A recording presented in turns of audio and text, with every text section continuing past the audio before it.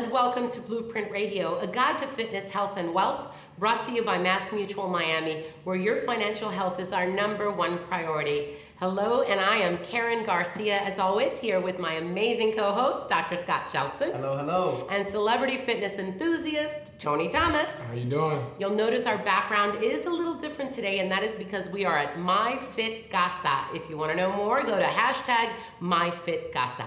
And as always, our goal is pretty simple. It's to educate, enlighten, and hopefully entertain along the way on how fitness, health, and wealth can lead to overall success. All right, so the theme is rolling with the punches. Rolling with the punches in the fitness world means being active, but at the same time planning for active recovery. Now, I'm still all about no days off, but you gotta connect your mind and body to stress relief type of exercises. Now, these type of exercises can lower your blood pressure, they can increase your mind control, so you can take your workout to new heights. Yoga is one way that I like to do that. It improves my respiration, energy, and vitality. Another one, which switches more towards the active recovery, but recreational, is boxing.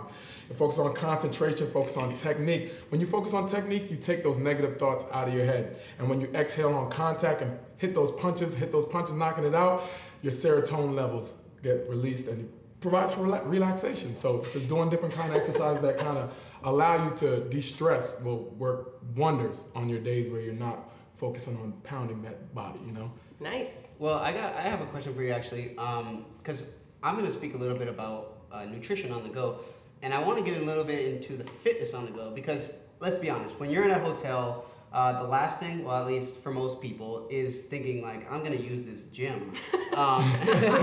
So a mini bar. and that's one thing, but many people, they do go to the gym. There are many people that do, but let's say you had the person in front of you that didn't want to go to the gym, Right. but you know that you're in a different city, you know you're going to eat a certain way. What little things do you think, other than, and I'm going to get into that, but walking to and from the meals, the dinners, the shows, maybe parking further distance away to get that walking and those calories cut a little bit. What other exercise do you think could be incorporated? I mean, there's a lot of different ways that you can plan that. I mean, if you live close to a hill, you can start doing power walks up and down the hill.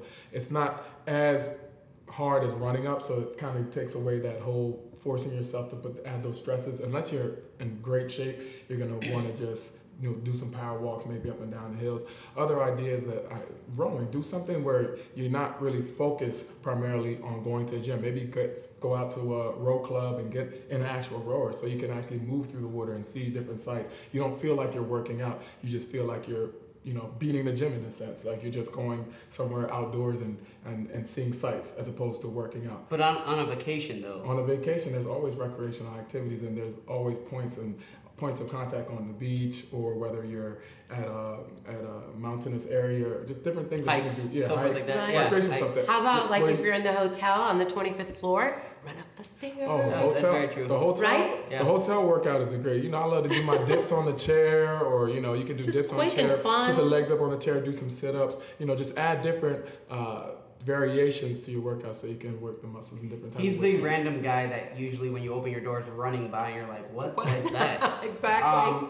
So yeah, I speak a little bit about vacationing, and I think it's a huge thing, especially when we're on the go speaking in different cities.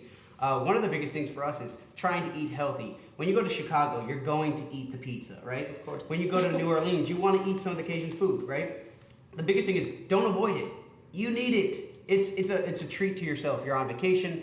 But the biggest thing for us is the small things leading up to that. So ideally, you're at a new location, you're in a new, let's say, hotel or condominium. Pack the place with fruits and vegetables, proteins, fiber bars, so you can continue your normal metabolism. Also, talk to your concierge. See what type of foods, healthy locations are around you. You don't have to eat pizza every day. It's a treat, right? So ideally, you don't have to eat pizza every day. You don't have to eat those high carb foods. Ask for the sauce on the side when you do order some of these meals. Unless it's pizza, then that would be weird. Right. But ideally, you can also, there's a lot of things like travel blenders. I've actually invested into a travel blender. It's a 1-cup, one-size blender, very small, compactable, and you can bring your shakes with you so you can continue these muscles right here. Right. The other thing is oatmeals, things like that. Breakfast. Start your day off with a healthy breakfast, because majority of the time when you're in the city, when you're around your hotel rooms, there's nothing but fast foods and let's say unhealthy. I'll leave it at that, unhealthy And dessert, when you go out, listen, we all love a cheesecake once in a while, right? Split it. That's the idea for me, is that you need to split some of these things and don't splurge. This is not your normal daily activity. So why go backwards in life? Why go backwards against your health? And I definitely think, again, when you're flying or on a boat or a ship, just make sure that you take things to reduce your anxiety, in the sense, some of the foods, chamomile teas, some things like that. So your metabolism continue on as well. So just stay healthy. Again, know where your locations are and try to prepare ahead of time when it comes to eating healthy. Awesome. Thank you for that tip. I could have used that a couple weeks ago down in the Dominican Republic when we had that amazing food bar. Although I will be proud to say I did most of the fruits in the morning. And that's so important. that's not bad. And then by the time I got to the carbs, I was pretty full, so I didn't pig out. Speaking about the morning, like when I plan my breakfast, I have the hardest issue.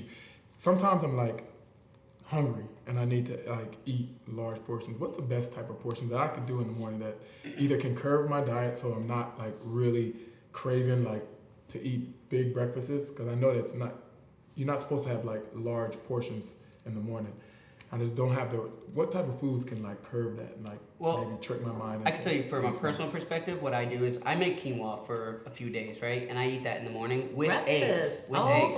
And the way you season it, you can actually cook it with coconut milk. So things like that with cashew milk, just get a little bit more taste.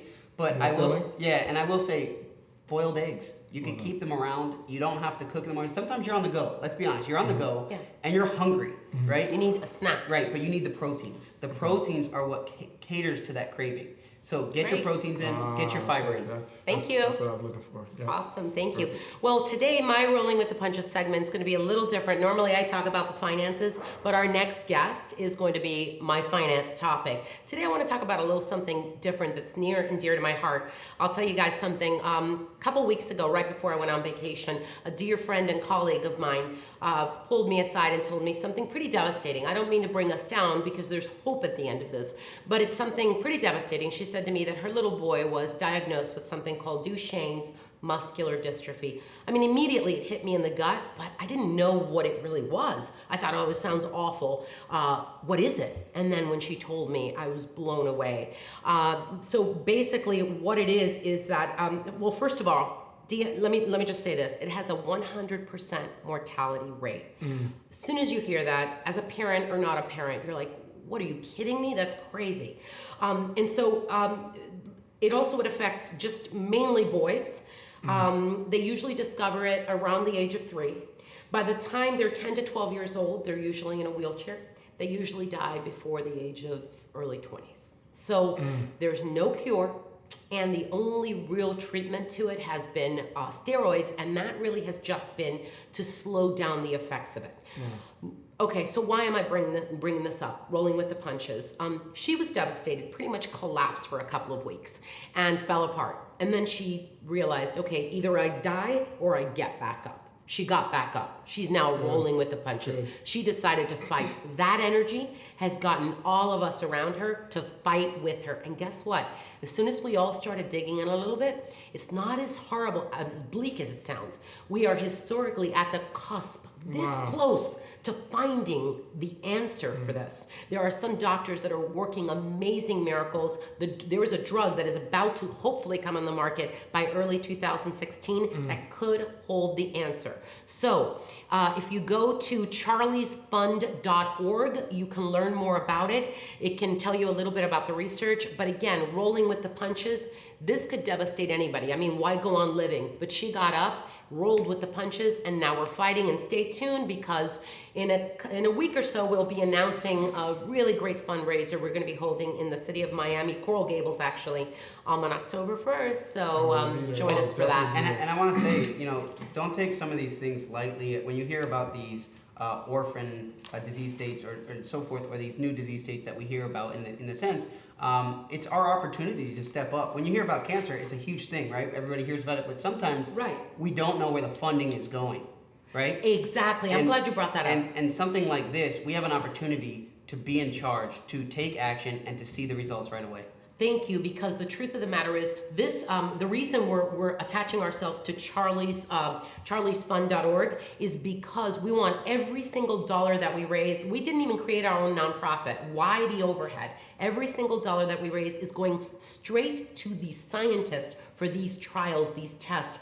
And I wanted to mention something that I didn't mention, and Scott, you can relate to this. It says the children with DMD, Duchenne's muscular dystrophy, cannot produce dystrophin, a protein necessary for muscle strength and function. As a result, every skeletal muscle in the body deteriorates. That means breathing, that means their heart, anything muscular.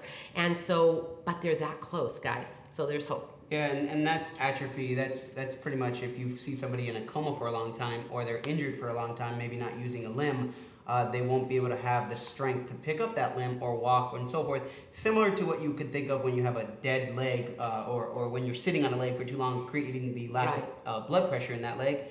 You can't move it really. You get the tingly effect. Imagine that constantly. Chronically. Yeah. So yeah, it's very, very vital, and I urge everybody to go out there and find more information, and also stay tuned for more information. And about let's the get out charity. there October 1st. Yep, Really October 1st in Coral Gables. Stay tuned for the details. All right.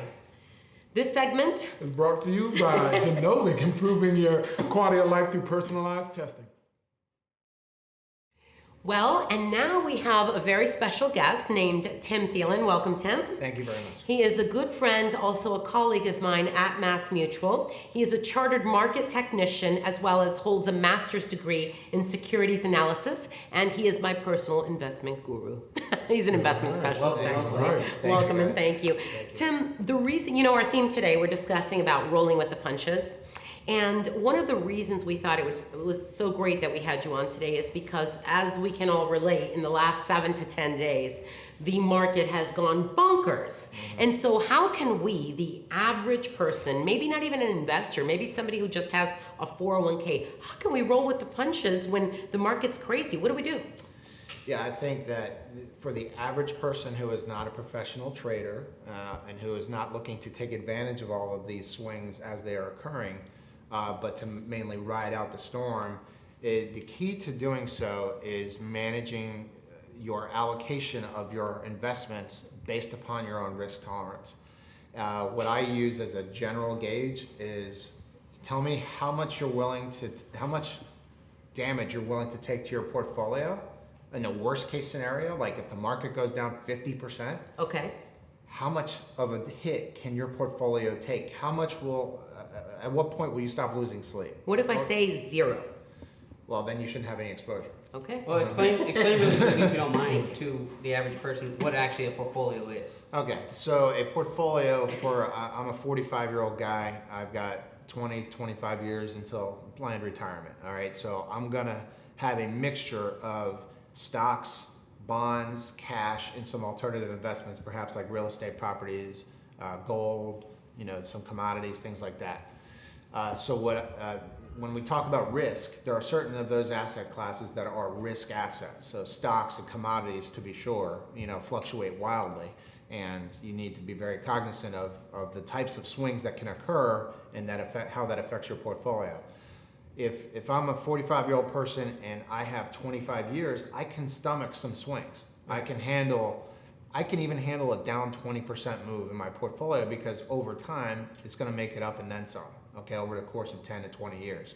However, if you are 65 years old and you're planning to retire, you cannot afford to wait another 10 to 20 years for your portfolio to come back. Right. So you can't afford to take a 20% hit. The maximum I could even imagine a 65-year-old taking is maybe 5%, okay? So that if I feel that a 40% decline in the market is a possibility, which it absolutely is. I mean, we were down 38% in 2008, 2009. That can happen, okay? So can it happen again? Of course it can. Can it go much, much higher? Of course it can. I'm not calling a market swing here. I have feelings on it, but I'm not gonna make it. You're not gonna give us your exclusive on Pro Radio. That is not what we're here for. What we're here for is talking about how does the average investor ride out the storm. So the easy answer is if I have a maximum loss threshold tolerance or risk tolerance of 10%, and the reasonable maximum downside is a 40% decline, well then I better cap off my risk exposure to stocks and commodities to 25%. Right. And that the rest of it should be in cash and safe harbor. Fair enough. Okay, if I have a 20% decline, 40%, 20% tolerance, and a 40% decline could occur, then maybe 50% exposure is what I should have, okay? So you manage your exposure to risk assets depending on how much of a maximum loss you can take. So just a quick question on that. So let's say I work at a pharmaceutical company. I have no brokerage account. I simply have a really good 401k. Let's say I'm 43 years old. Of course not, I'm 28. But anyway, but I don't have anything else. So where can someone help me with that? Can I go to someone like you and still get help, although it's in my 401k? How does that work? All right, well, I'm going to give a couple of free pieces of advice here. Thank you. On the 401k side of things. And I've had these conversations in the last 2 weeks, all right? Very specific conversations with clients, and we are, with friends who I don't wish to have as clients because of the friendship, but I'm giving them a little direction, and then other ones because these are actual paying clients.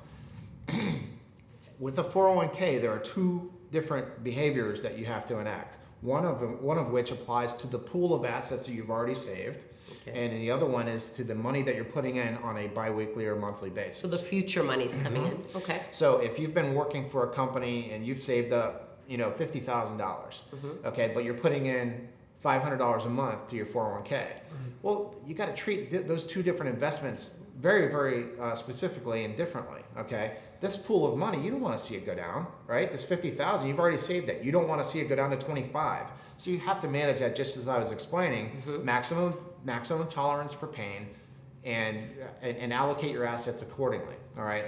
With the money that you're putting in on a regular basis, you know what? It's like you're starting from scratch with that money. You can be all in aggressive. Even if the market goes down by 50, you're going in little by little over the course of time on the way down, and then you're making it on the way up. But you cannot treat your pool of assets like that. So you have to be aggressive with your monthly contributions and appropriately invested with your pool of assets.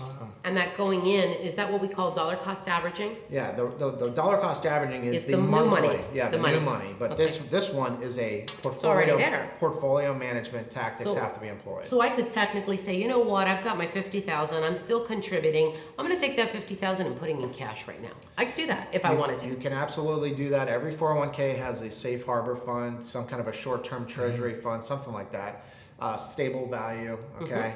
They have allocation funds. You can go to the full-on conservative allocation. You can go, you can do whatever you want in your 401k. I recommend counseling with a financial professional because a lot of times there are hundreds of options in a 401k. You have no idea which ones are which. That's right. So you need to have a professional opinion on how to invest that pool of money, and then that person can also point you in the right direction in terms of the monthly savings. So as far as rolling with the punches, stomaching the loss, like say for instance you did the wrong things and you have to stomach that loss. What are some step-by-step ways you can get back into making that money? Again, this has to be a situation where you've lost some money in your pool of assets, okay? And hopefully it's temporary, hopefully it's on paper, and you haven't locked in those losses. Counsel with a professional. I had a couple of situations this past week where, geez, we talked 2 weeks ago, and I wish I would have made those moves then. And this is right on the down 1,000 points day on Monday last week. And I'm like, I wish I would have done that. Should I do it now? I go, no, you can't do that now. Like you got to wait till you get a little bit of a bounce. We were able to ride out that little storm and wait for it to bounce up on Thursday. Then we made the moves after we recovered 950 points. Okay. So would they have been able to do that themselves? Probably not. That's why I say it's like going into a courtroom without a lawyer. You're really, really taking a chance. Going into brain surgery and operating on yourself. Really taking a chance. Not a good idea. There are reasons why people have credentials. There's people that have gone through the educational process that have probably made money and lost money in the markets and know what to do and what not to do. Seek out the advice of a professional, whether it's us or anybody else. It does not matter. Go seek out the advice of a professional. So I think summarizing for a bit though, people in general, especially people that are not familiar with the stock market and so forth like that. Right. New business owners, people that may be coming out of a professional program, going into a degree, or fitness and fitness programs, nutrition and so forth. We keep speaking about this, but I think that the biggest thing is know what your strong points are. If you're good at what we do, right? I'm good at the medical side. You're good at the fitness side. Fortunately for you, you have the financial side. Right. My point is this. Like you said, don't try to do your own brain surgery. Know who your strong points are, or your own strong points, and know who you can rely on, and making those contacts like you two can. And I want to add to that, because even with us, for example, my strong suit is more of the quarterback, of more of the macro planning. But when I need to get into anything having to do with securities, I bring in a specialist. So even myself, I know what my strengths and my weaknesses are. And my strengths are the overall picture, the big picture, and the conservative portion of someone's portfolio. When I need to delve into something other than that, I myself bring in a specialist. So I think, yeah, exactly. And I think that's the important thing for all of us, no matter what industry we're in, is what you said, you nailed it. It's just know your strong suits and surround yourself with people that can give you some good advice. Well, I'm like a kicker. So when you're on the line and you need some help, let me know. All right. Yeah, we really do appreciate your time. Well, thank you so much, Tim, as always. Glad to be here. This segment with Tim Thielen was brought to you by Work Out Your Wealth, promoting healthier and wealthier living through sound financial and wellness services. And now we're in our takeaway section, and I'll start it off with Doctor's Lowdown. So today I'm going to speak a little bit about antioxidants. One of the key concepts is keeping high levels of antioxidants in your body and keeping your hormone balance and your levels up. So I'll give a perfect example about men's hormones, for instance. Ideally in the gonads, the testosterone is being produced, and a lot of times there's a process that you have to keep from being oxidized. So having antioxidants in your body, your vitamin C, E, and so on, will help produce natural levels of your hormones like testosterone and avoid some high levels of hormone replacement. So testing for these things and continuing to have high levels of antioxidants in your body will help produce these naturally. All right. Thank you. Take note. All right, this is Tony Thomas for my Tony's Takeaway. I'm going to teach you something that's going to help you connect mind and body, all right? Remember when I was telling you about some stress relief, de-stressing? A stress reliever is breathing. Breathing is a tactic used in yoga. This is the most basic thing that you can do, all right? But it's also very, very, very positive in as far as increasing active lifestyle and increasing productivity. So you want to inhale 4 seconds, open those lungs up, hold it for 4 seconds, and then a forceful breath out for 4 seconds, all right? This is gonna increase blood flow to the body, allow that mind and body to create better thoughts and get through your rough day. In through the nose, out to the mouth. You got it. That's right. Well, thank you so much for the antioxidant tip and the breathing tip. And now Karen's concept is giving. It feels good to give, guys. And one tip on how to give, just budget it. Put it as a line item in your budget. And also there's that perk where you can maybe get a tax deduction for it if it's a correct nonprofit, 501c3, etc. So give, it feels good. I want to thank our amazing guest, Mr. Tim Thielen of Mass Mutual Miami. Very great guest. And thank you guys for tuning in. You can follow us at blueprintradioshow.com, where you can find all of our links to our social media, our previous shows, and more. You can find our sponsors. Thank you to Echo Media Production, amazing production that we've been seeing lately. Thank you to Intuit Media Group. We'd like to thank Genovic, Work Out Your Wealth, Matthew Zakowski, Attorney at Law, and of course, our favorite, Mass Mutual Miami. Thank you so much for everybody for tuning in. And don't forget, stick around for my fitness tips. Have a good day, everyone. Bye-bye. Action. All right, so we're still on the theme with rolling with the punches. All right, so today I'm going to show you a yoga move that everybody can do. All right, this is going to allow you to increase and better your posture while at the same time increase your lung capacity. All right, so you're going to take your left leg, bring your heel between your knee and your hip. Take your right arm, bring it to the outside of your left leg, and you're going to look back to your left, but at the same time, you're going to inhale for 4, hold for 4, and exhale